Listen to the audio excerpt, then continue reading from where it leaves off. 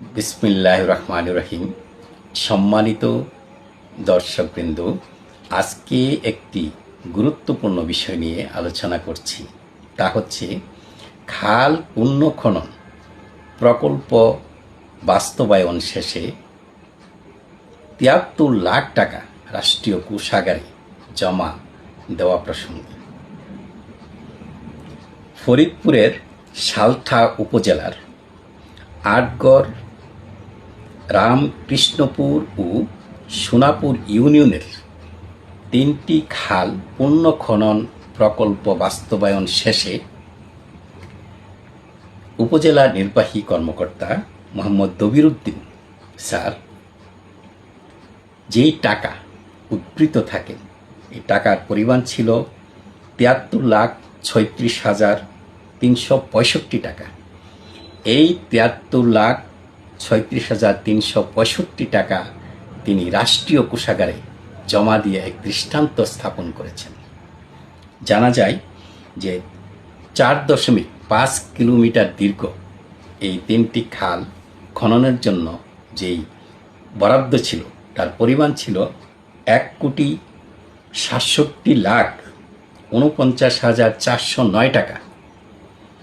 এই খাল স্বচ্ছতার সাথে, জবাবদিহিতার সাথে বাস্তবায়ন করে দীর্ঘ ৩ মাস পর যাবতীয় খরচ দেওয়ার পর এই ৭৩ লাখ টাকা উদ্ধৃত থাকে।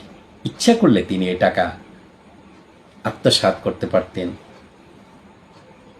খেয়ে ফেলতে পারতেন, কিন্তু তা না করে তিনি রাষ্ট্রীয় কোষাগারে জমা দিয়ে যে দৃষ্টান্ত স্থাপন করেছেন, এটা সত্যি প্রশংসনীয়। আমি মাননীয় প্রধানমন্ত্রী জনাব তারেক রহমান সাহেবকে বিনীত অনুরোধ করছি যে তিনি এই উপজেলা নির্বাহী কর্মকর্তা মোহাম্মদ দবিরউদ্দিন সাহেব যেই কাজটি করেছে, এই কাজটি মূলত আপনার থেকেই এই প্রেরণা পেয়েছে। কেননা আপনি প্রতি মাসে আপনার বেতনের ১০% টাকা রাষ্ট্রীয় কোষাগারে জমা দেন। এই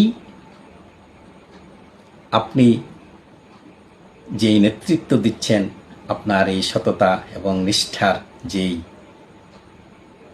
প্রভাব, এই নিষ্ঠার, সততা নিষ্ঠার যেই ছোঁয়া, ঢেউ, এটা যে উপজেলার পর্যন্ত পৌঁছে গেছে। আমরা আশা করছি আগামীতে এই যত প্রকল্প আসবে, খাল খনন হোক, সড়ক,